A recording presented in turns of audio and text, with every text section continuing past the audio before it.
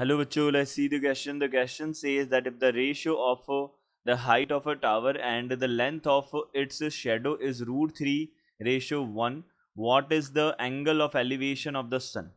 तो यहाँ से हमको बोला है ratio of the height of a tower, ratio height of tower और लेंथ ऑफ शेडो का हमको √3:1 गिवन है।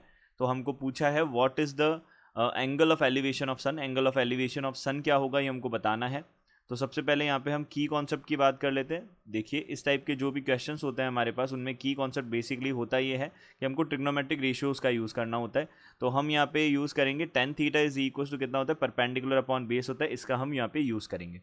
तो ये हमारे पास बनेगा। अब सबसे पहले हम डायग्राम से समझ लेते हैं कि क्वेश्चन है क्या। यहाँ पे हमारे पास एक सन है। अब सन जो है उसने जो उसका जो एंगल ऑफ एलिवेशन बनेगा, यहाँ पे एक टावर है हमारे पास में, उसका एंगल ऑफ एलिवेशन हमको बताना है। तो ये हमारे पास में ये बन गया टावर और ये बन जाएगा शेडो, ये हमारे पास हो जाएगा। अब हम इसको नेम कर देते हैं ABC, हमने नेम कर दिया इसको। तो हमको क्या बोला है, height of tower and length of shadow जो है उनका रेशियो हमको √3:1 दे रखा है। तो हम यहाँ से बोलेंगे जो AB है वो तो टावर की लेंथ हो जाएगी और शेडो की लेंथ जो है वो BC हो जाएगी।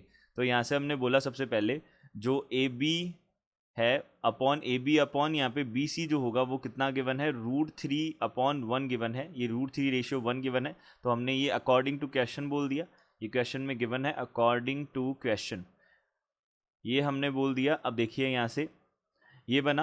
अब देखिए यहाँ से हमारे पास हमको तो एंगल ऑफ एलिवेशन निकालना है, तो एंगल ऑफ एलिवेशन तो ये बनेगा। तो हमने बोला let angle ACB is equal to theta be the angle of elevation, angle of elevation of सन।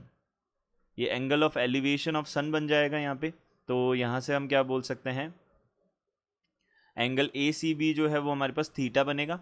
अब ACB अगर थीटा है तो हम tan थीटा यूज़ कर सकते हैं, यानी कि इन ट्राइंगल, हम ट्राइंगल की बात करते हैं, इन ट्राइंगल ABC, ये हमारे पास एक राइट एंगल ट्राइंगल होगा ऑब्वियसली। तो यहाँ से हम बोल सकते हैं ट्राइंगल ABC में हमारे पास जो tan थीटा बनेगा वो होगा परपेंडिकुलर, हमारे पास AB है और अपॉन बेस हमारे पास में BC है।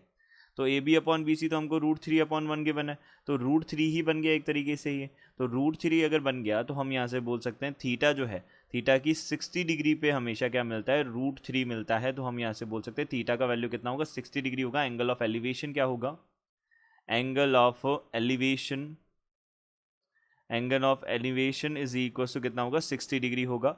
Angle of elevation is 60 degree, ये हमारा क्या हो जाएगा, आंसर हो जाएगा। I hope you understood it well. Good luck, thank you.